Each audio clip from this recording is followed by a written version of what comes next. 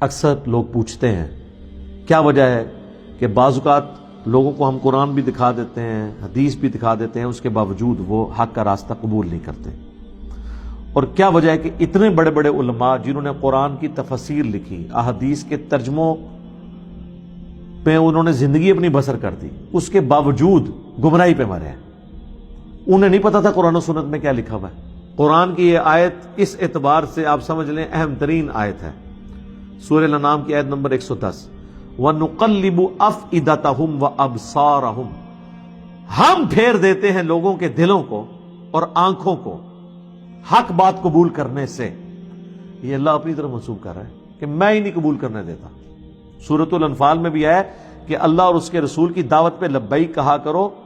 یاد رکھو اللہ تعالیٰ دل اور بندے کے درمیان بعض اوقات حائل ہو جاتا ہے اور بات سمجھ ہی نہیں آتی، کسی کو میں کہتا ہوں گیئر الٹا لگ جاتا ہے، جو سورۃ الاعراف میں آیا کہ پھر یہ حالت ہو جاتی ہے جب ہدایت کا راستہ دیکھتے ہیں اسے گمراہی سمجھنا شروع کر دیتے ہیں، اس وجہ سے اسے چھوڑ دیتے ہیں اور گمراہی کو ہدایت سمجھنا شروع کر دیتے ہیں، اسے ایکسپٹ کر لیتے ہیں۔ یہ بڑا خطرناک معاملہ ہے۔ اسی کو کہا گیا ختم اللہ علی قلوبہم وعلی سمعہم وعلی ابصارہم، ان کے دلوں پر، آنکھوں پر، یعنی دل سے مراد عقل، چاہے دماغ ہو یا دل، کوئی بھی چیز، کیونکہ لٹریچر کی زبان میں قرآن بات کرتا ہے، اللہ تعالیٰ کی طرف مور لگ جاتی۔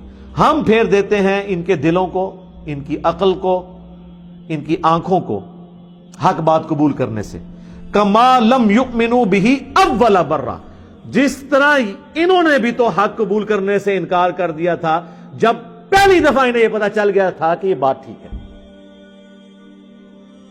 ایسے ہو جاتا ہے۔ میرے خیال ہے اس کی نمائندہ مثال ابو جہل ہے، اسے بالکل صحیح سمجھ آ گئی تھی کہ یہ کیا ہونے جا رہا ہے۔ خالد بن ولید کا باپ ولید بن مغیرہ، اسے بالکل سمجھ آ گئی تھی کہ یار یہ عام انسان نہیں ہے، یہ کلام عام کلام نہیں ہے، پھر بھی اس نے حق قبول نہیں کیا، اس لیے اللہ کا اتنا غصہ ہے قرآن میں اس کے اوپر۔ تو اللہ تعالیٰ فرما رہا ہے کہ جب پہلی دفعہ کسی کو بات سمجھ آ جائے اس کے باوجود وہ ہٹ درمی کرتا ہے نا، پھر اللہ تعالیٰ سے بات سمجھ ہی نہیں لگنے دیتا۔ اچھا، یہ اب اللہ کا فیصلہ ہے، بعض اوقات اللہ تعالیٰ کسی کو ڈھیل بھی دے دیتا ہے۔ اب یہ اللہ کا فیصلہ ہے کسے اس نے ڈھیل دینی ہے، دوبارہ چانس دینا ہے، اور کس کو پہلی دفعہ میں پکڑ لینا ہے۔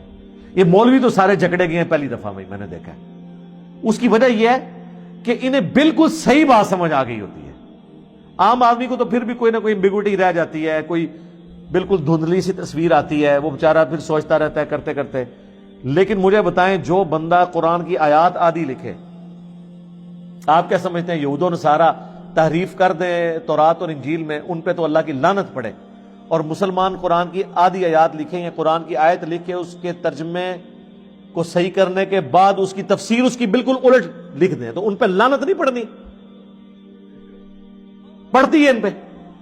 تو یہ اللہ تعالیٰ فرما رہا ہے کہ ہم ان کے دلوں کو، ان کی آنکھوں کو پھیر دیتے ہیں، کما لم یؤمنوا بہ اول مرہ، جبکہ انہوں نے بھی تو پہلی دفعہ جب حق کھلا تھا تو انہوں نے حق بات قبول کرنے سے انکار کر دیا تھا۔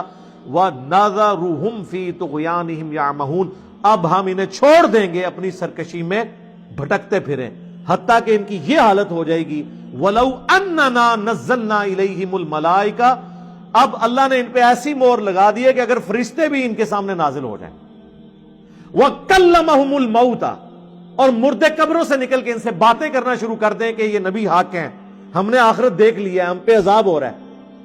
وَحَشَرْنَا عَلَيْهِمْ كُلَّ شَيْءٍ قُبُولًا، اور ہر چیز جو اللہ تعالیٰ ان سے وعدہ دیتا ہے کہ قیامت کے دن یہ ہوگا، قیامت کا منظر بھی انہیں دنیا میں دکھا دیا جائے، مَا كَانُوا لِيُؤْمِنُوا، پھر بھی یہ ایمان نہیں لے کے آئیں گے۔ سرکار جب اللہ مہر لگا دے، چاہے فرشتے نظر آ جائیں، مردے نظر آ جائیں، جہنم نظر آ جائے، جنت کی حوریں نظر آ جائیں، جب اللہ نے کسی کے اوپر مہر لگا دی ہے تو اسے ہدایت نہیں ملتی۔ لہذا مولویوں کی، بزرگان دین کی ٹینشن نہ لیا کریں، جنہاں دی مت اللہ نے مار دیتی ہے اس وجہ کہ انہوں نے اپنے پیغمبر کے ساتھ غداری کی، عزتیں اویل کی رسول اللہ کے نام پر، سواریاں سوار کی اپنی گاڑیوں میں انہوں نے خانقاہوں میں مکے مدینے کے نام پر، اور اتاری جا کے جناب اجمیر شریف، بغداد شریف، دیوبند شریف، بریلی شریف، شیعہ شریف تے سنی شریف،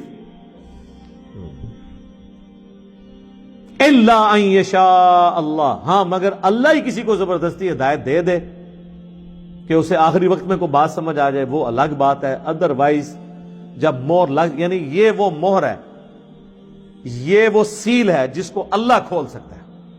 کوئی خاص کسی پہ کرم ہو جائے تو وہ ہو بھی جاتا ہے سرکار۔ وہ صحیح مسلم میں حدیث ہے، حضرت ابو ہریرہ کہتے ہیں یا رسول اللہ میری ماں آپ کو بہت گالیاں دیتی ہے، مجھ سے اب برداشت نہیں ہوتا، تو آپ دعا کرتے ہیں۔ حضرت ابو ہریرہ اتنی محنت کر چکے ہیں لیکن وہ ایمان نہیں لا رہی۔ بس کوئی قبولیت کا وقت تھا، اللہ کے نبی نے ہاتھ اٹھا دیے۔